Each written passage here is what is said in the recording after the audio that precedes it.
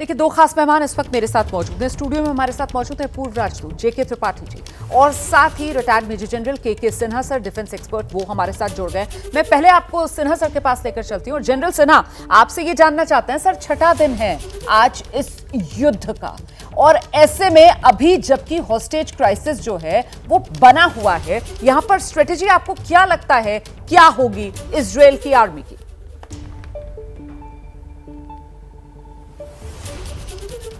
रोमाना जय हिंद।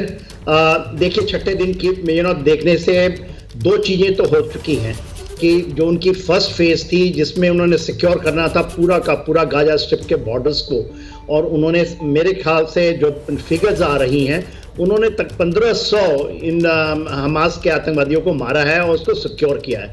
उन्होंने अपने जो ग्रिप्स हैं जिसको हम कॉटन कहते हैं टोटल टाइट की है, डबल लेयर की लगाई है उन्होंने टोटल गाजा स्ट्रिप के ऊपर। दूसरी चीज जो शुरू की थी, उन्होंने मोबिलाइज जो किया था इनिशियली, जो आर्म फोर्सेस के जो आर्मी विंग है, जो आर्मी है, वो 1 लाख लोग थे, वो उन्होंने पोजीशंस ली थी जो टैंकों से गोला बारूद से कर रहे हैं। इसके अलावा उन्होंने अभी तक ये कह रहे हैं कि इन्होंने 1200 ठिकानों पे एयर स्ट्राइक की है, जिसमें गनशिप्स भी यूज कर रहे हैं, खास करके गनशिप्स एंड उनके जो जेट्स हैं। अभी उनकी रिजर्विस्ट भी आज पहुंच गई है जी। और वो 3 लाख के हैं। अब उसमें 3 फ्रंट में उन्होंने लगाना है। कितना वो यहाँ करेंगे? 2014 में 80,000 गई थी फौज अंदर घुसी थी और उन्होंने क्लीन अप किया था। इसमें मेरे ख्याल से वो, क्योंकि एक ह्यूमैनिटेरियन कॉरिडोर की बात हो रही है, ब्लिंकन साहब आज पहुंचे हैं जी। और वो इजिप्ट के साथ में रफा बॉर्डर पे जो क्रॉसिंग है वहां शायद खुलेगा। तो 2,60,000 तो निकल चुके हैं जो फिलिस्तीनी बीच में थे गाजा स्ट्रिप से। उनका ये है कि वो मौका देंगे।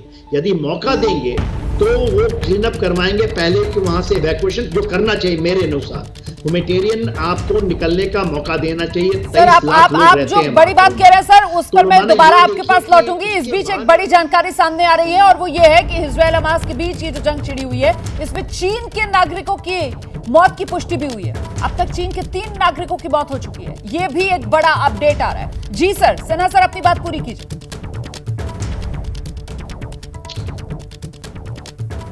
देखिए, जो आपने नागरिकों की बात की, अभी देखिए अमेरिका की 22 की पुष्टि हुई है, अब चीन के भी 3 हुए हैं। तो ये जो हमास है, जो टेररिस्ट ऑर्गेनाइजेशन, या जब हम 9/11 2001 की बात करते हैं, 3,000 लोग मारे गए थे द वर्ल्ड ट्रेड सेंटर में।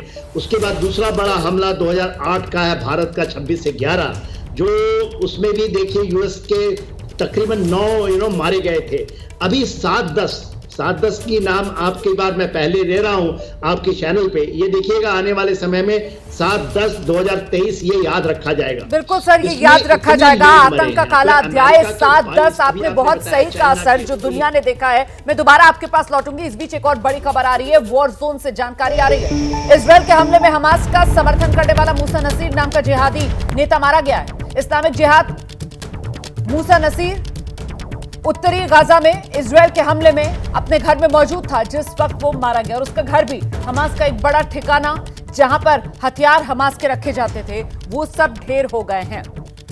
अच्छा, स्टूडियो में हमारे साथ त्रिपाठी जी मौजूद हैं और जरा उनसे समझते हैं। सर, जिस बात का जिक्र यहाँ पर अभी सिन्हा सर भी कर रहे थे कि साहब ये एक पैसेज देंगे, सेफ पैसेज इवैक्यूएशन के लिए, वो जो वहां पर आम नागरिक फंसे हुए हैं उनके लिए, क्या सर उसी का इंतजार किया जा रहा है? और उसके बाद ही आपको लगता है कि ग्राउंड ऑपरेशंस, क्योंकि फोर्सेस तो मुस्तैद हैं इजराइल की, और इसमें जो एंथनी ब्लिंकन साहब पहुंचे हैं उनकी क्या भूमिका देख रहे हैं?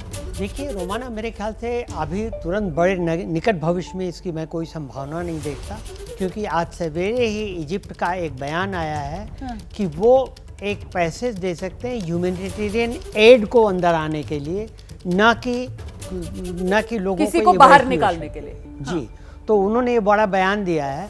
और जो एंथोनी ब्लिंकन वहाँ पहुँचे हैं, एंथोनी ब्लिंकन के आने का पर्पज़ ये है कि वो ये सुनिश्चित करेंगे कि किस तरह से इजराइल को और सपोर्ट दिया जाए।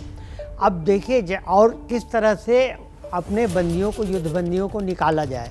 आप देखिए एक चीज़ कि कल सुबह से, बल्कि परसों से ही हमास ने कहना शुरू किया था कि अगर एक बिल्डिंग, अगर इजराइल बॉम्बिंग करेगा तो एक बिल्डिंग के एवज में एक जो बंधक है, बंधक मारे जाएंगे।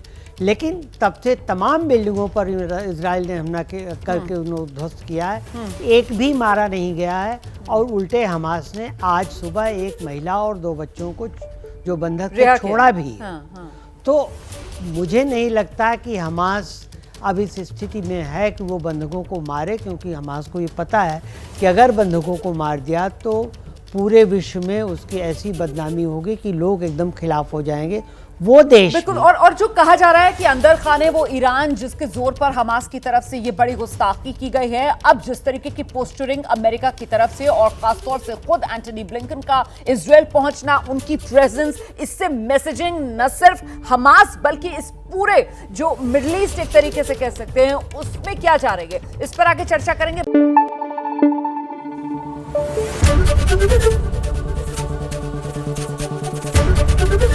एबीपी न्यूज आपको रखे आगे।